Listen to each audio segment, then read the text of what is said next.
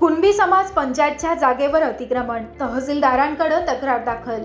जळगाव जामोद तालुक्यातील सुनगाव येथील कुणबी समाज पंचायतच्या मालकीच्या जागेवर गावातील काही नागरिकांनी बेकायदेशीरपणे अतिक्रमण केल्याची घटना समोर आली। या प्रकरणी कुणबी समाज पंचायतचे व्यवस्थापक विनोद सुखदेव इंगळे यांनी जळगाव जामोदच्या तहसीलदारांकडे लेखी तक्रार देऊन अतिक्रमण हटवण्याची मागणी केली।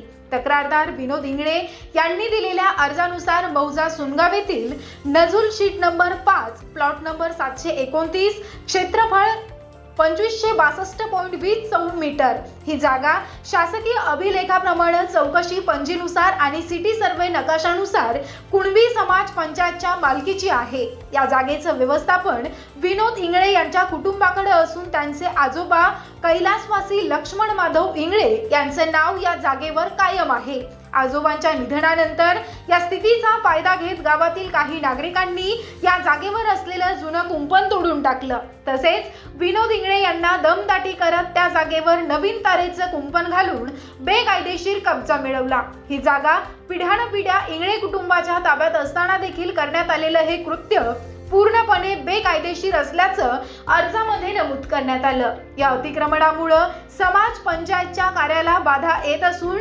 संबंधितांनी ही जागा त्वरित रिकामी करून द्यावी अशी विनंती करण्यात आली। या अर्जाची दखल घेत जळगाव जामोद